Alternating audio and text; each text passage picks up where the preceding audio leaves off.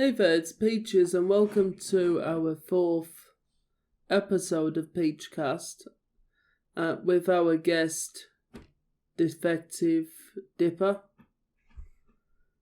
Hello. Our topic today is: what cons would you like to view and go to someday? What's your opinions on this topic? So the only free convention I've been to has been MFF so far, so I definitely recommend that con.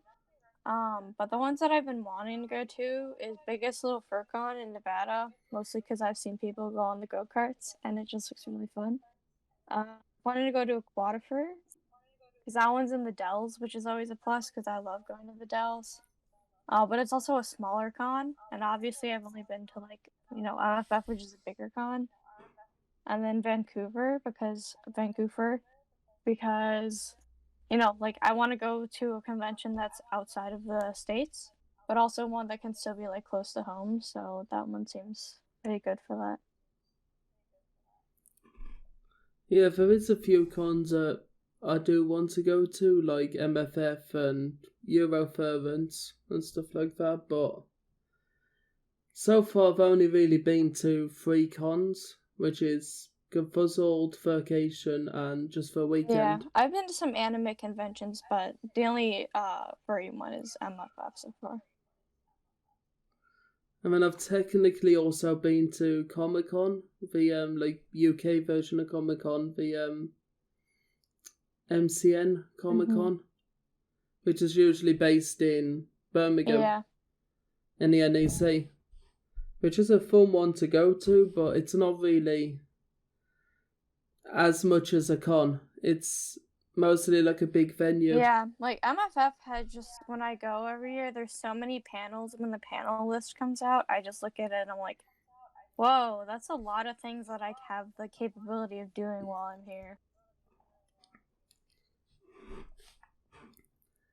I mean, I'm planning to do some smaller cons, like there's one called Wild North, which started in the UK about 2018. Yeah. And that one does look pretty fun because that's around where there's the medieval castles and that kind of stuff. Yeah, that sounds really cool. I think the cons that I'd really want to go to, well, last year, the first year of the con is Blue Ridge Fur Fair, and it was actually on my birthday weekend. And when I first heard about it, I was really bad. But I ended up not going just because of like money, because it was kind of away from like where I live. So I ended up not going, and I'm kind of glad because it was like the week of like where most states started quarantining and things like that. So, but it definitely seems like an interesting con, and I've seen a lot about like Blue Ridge Fur Fair is like city that it's in is in North Carolina, I believe, and yeah, that looks really cool.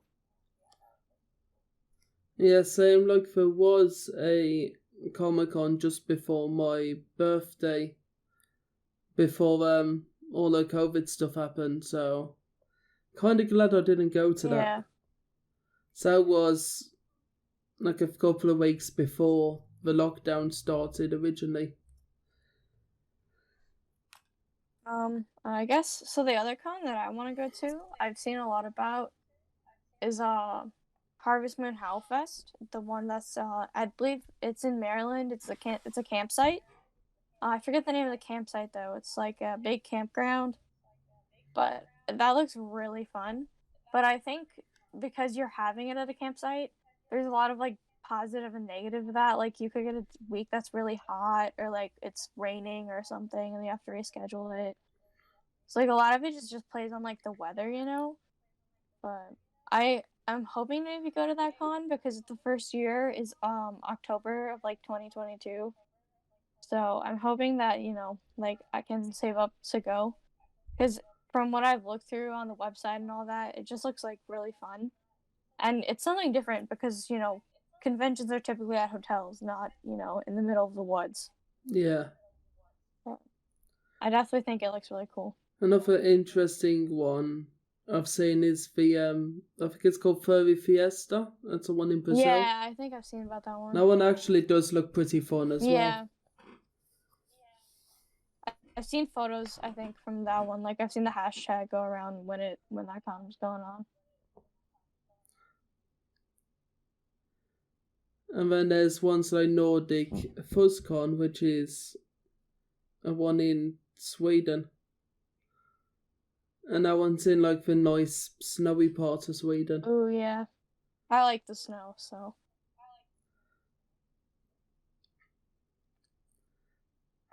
And yeah, I do want to do more cons, but the only two things that depends on that is one is when the cons are going to be open again, and two, if I've got enough money to do them. Yeah, same here. Because you had to pay for plane tickets and everything. Yeah.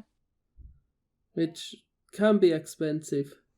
I'm just glad that the cons that I've gone to, I've just driven to, because they've all been close to me for the most part so far. So next time I go to a con that's like far away, I'm not going to be looking forward to plane ticket prices.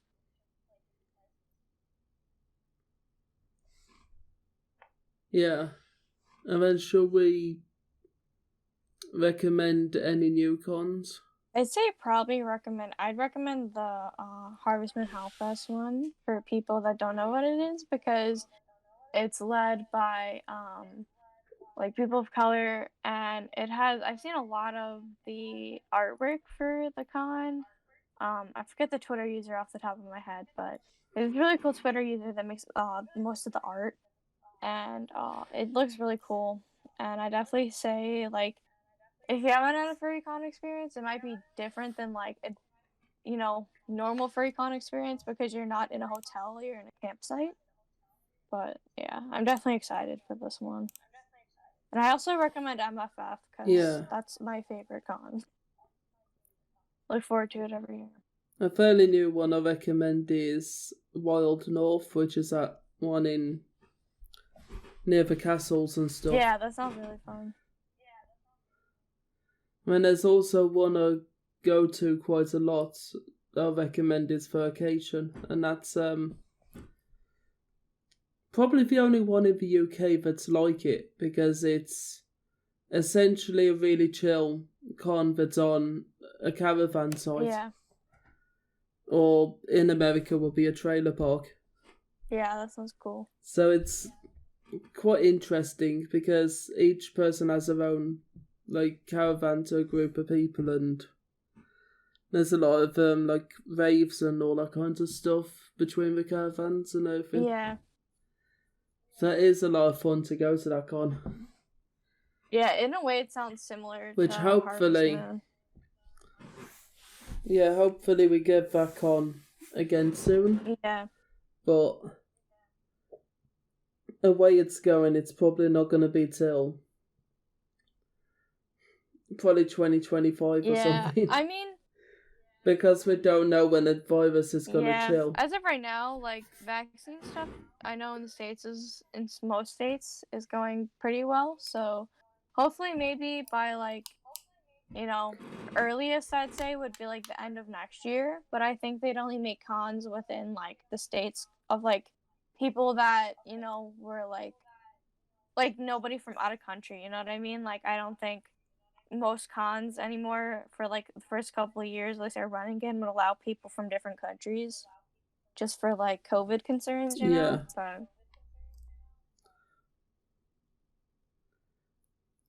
and the only way I can see them doing it at the moment is if they have everyone checked probably a couple of weeks before the con. Yeah, and that, or like, which is the only physical way I can see it being or done. if you have like a vaccination card and you can just like send a copy of that or whatever too. Yeah. But at the moment, cons are kind of sketchy because we don't know when it's going to end and when they're safe enough to do again. I'd say if I was on a con staff, like, I think some of the online events that they have done for some cons is pretty cool. But I feel like when you do it online, especially like VR chat, a lot of them were like solely in VR chat. it makes it really hard because then like not everyone even has a computer, not everyone has, a headset or things like that. Yeah. Yeah, I've seen that before. I like it when they do the cons on Twitch, when they do the virtual ones on Yeah. Twitch. Because then everyone can pretty much join. But VR chat, it's good, but if you don't have a VR headset, it's pretty clunky and not the best experience. As I have played VR chat without a VR headset, and it's not Yeah, that it's good. not the same experience. And it does suck, but that's the best that it can do at the moment with the cons. Yeah. Which is unfortunate, but that's because they don't know how to control it yet with the virus. Yeah, like I know some people had been like around MFF time had been like meeting up at the hotel for MFF, and I'm like, what are you doing? Like, this is why we don't have cons, because you're out doing this. Yeah. And then shall we change topic? Sure, that's fine with me. Yeah, what Sonas we have and what we're planning to have done. So I have two main Sonas. So I have Fira and Dipper. So like my name is Dipper, but I typically use Fira for like most like for Fira is my, I'd say like the quote unquote like brand, you know what I mean? Like that's the suit that everyone sees, and that's like the character that most people see before they like see Dipper as a character. But that's because I currently am waiting to get a suit of Dipper, so I'm doing a trade with somebody, and I'm trading one of my old characters with a bodysuit. And they're making me a partial Dipper, so I'm really excited for that. So yeah, that's gonna be pretty good. Yeah, I mean, currently I have Peaches as my main, and then the secondary one I am working on, I am thinking possibly a turtle. Yeah, turtle's cool. So I haven't seen many turtle suits. Like, there's a couple, but there's not many of them around. I think a turtle is just really cool because it's very unique compared to like even some of the like fandom made species. Some of those are even more common than like, some species that just are like turtles, for example. Like they're less common than some of the like protogens and stuff like that. I mean, like, one of the most common of the fandom speeches you see a lot is circles and angel dragons. Yeah. Those are extremely common. Yeah. But yeah, so right now I just have technically my fursuit head that I have now has been refurbished like twice. So I'm just gonna make a whole new head altogether. So I have the head base, but I plan on just making, a new head for it. With the head base that I have. So I'm excited for that. And then my friend Jay, Jay Mango on Instagram, yeah, that's them.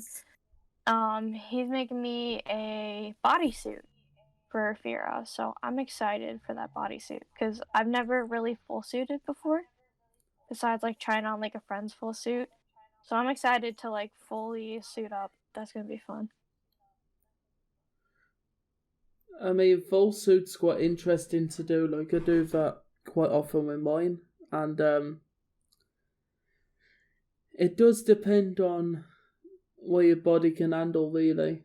Because with me, I'm pretty much like a radiator in full suit. Yeah, I know a lot of people, you can overheat really fast. So it's like the only time I do overheat sometimes is when you're standing around for like a fursuit photo, or ever so often if you're dancing around in a rave. Yeah. Which I do for raves quite often. Yeah, I did the raves for MFF. Those were fun.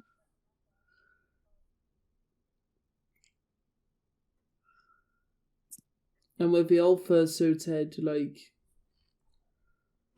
you can't see very well, so some stuff it does make it awkward. Yeah, mine is hard to see out of. Like, I have to look out one eye at a time because the eyes are so far apart. That's why another reason why I wanted to make a new one so that I had better vision.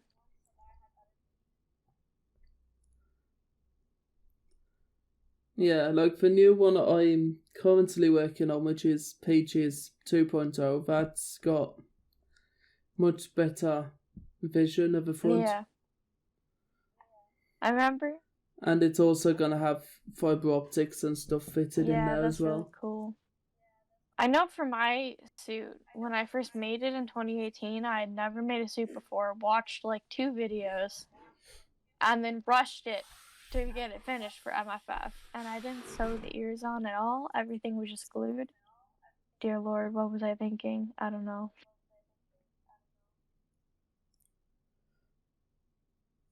Yeah. And why mine's taking a while is because the original muzzle I was doing for him kind of looks a bit like a duck. So I'm pretty much completely redoing that from scratch to make it look more fox-like. Yeah, I mean, mine kind of looks like a fox, but the head is just so big and bulky that it just kind of looks like you can't really tell, I guess, with my suit sometimes what it actually is. And what's nice on the new one is instead of having the regular like black pupils a lot of people do, mine have done white. Yeah.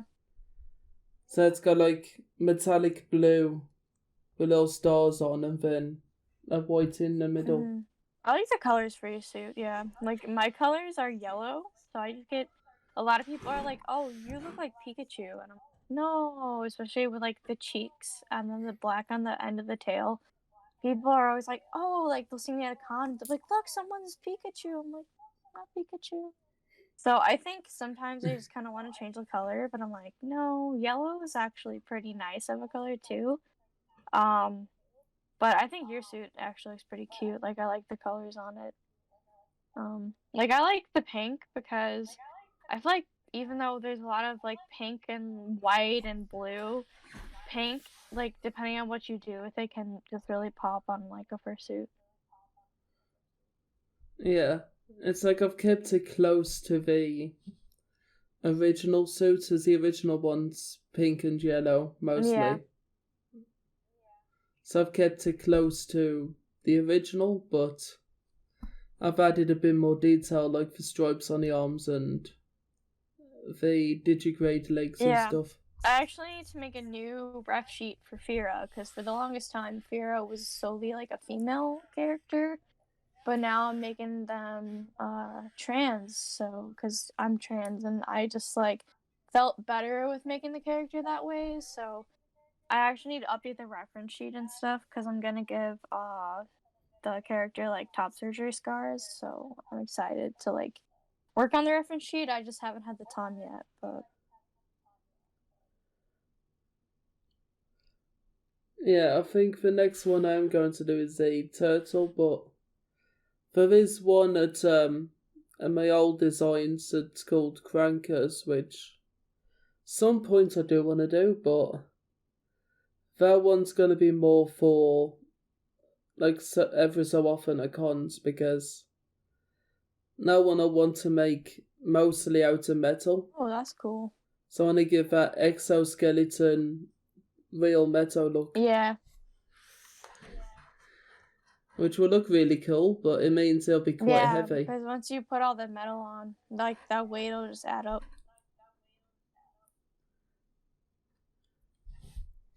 And there's going to be a lot of wires and electronics fitted into that one.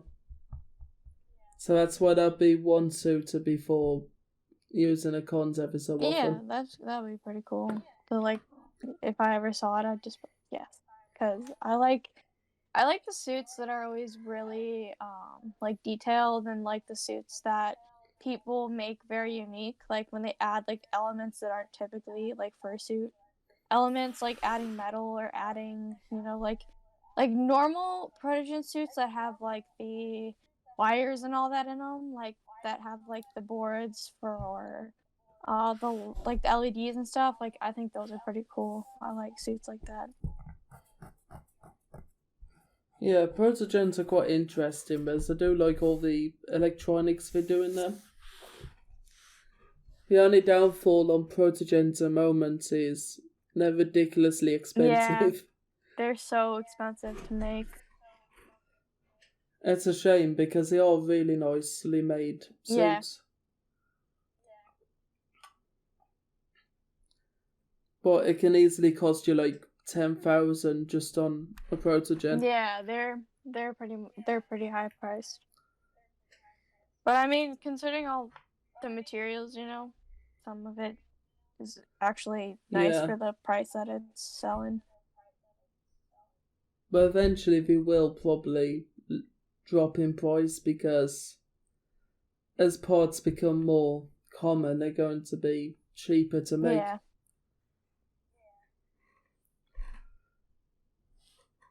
There's some parts on them are custom made, like the visors and that stuff. Yeah.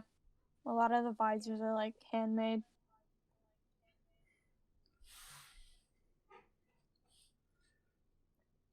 Which is a similar idea of how I want to do crankers, and that's have the whole front face part of a suit on a hinge. Oh, yeah.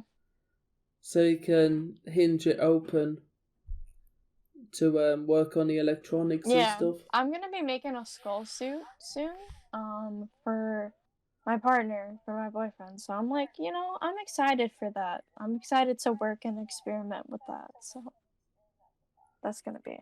And then the other one I thought of, it's an experiment, which I might actually still do as a Sona, is what I call golf ball. Golf ball? And why I'm calling golf ball is because I've had an idea of doing, essentially using golf balls as the eyes on a fursuit. Oh, I see. And technically be made in a way that you can still see through it, but it would have a VR headset essentially built inside. Whoa, that sounds really cool. To experiment with. So, I can't speak. So you'll essentially see where you're going, but there won't be any eye sockets on the front of the suit. Yeah. So it'll have a weird style to it, but you can still see through.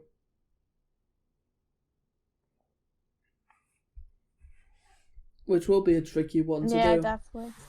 I have never really made that many complex, like, really intricate suits. I've made mostly simple ones, but I like to definitely work on something more intricate and, like, detailed. So my first one is detailed in the fox, but I think my next one I do want to do something a bit unique that's not being done.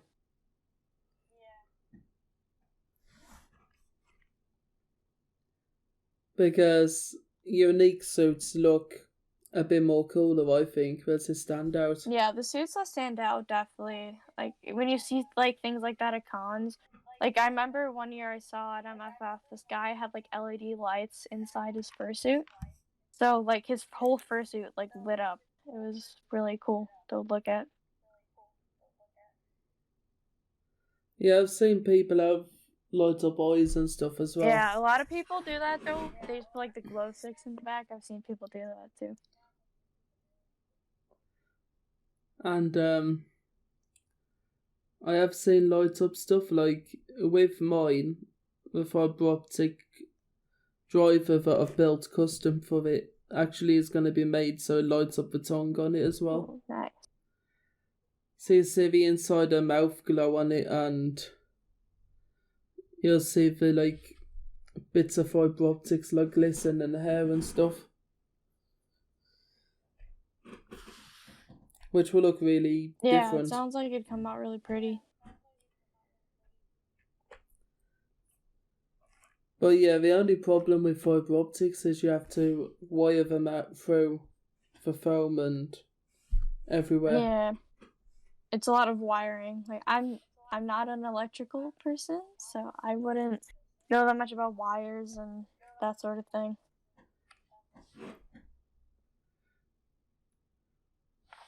Yeah, I think we're pretty much done on the podcast, I guess, isn't it? Yeah, I think we got there everything. Yeah. And on that video, thanks for watching the podcast. Please like and subscribe if you're new. And please check out Defectivedipper in the description. This is Peaches signing out.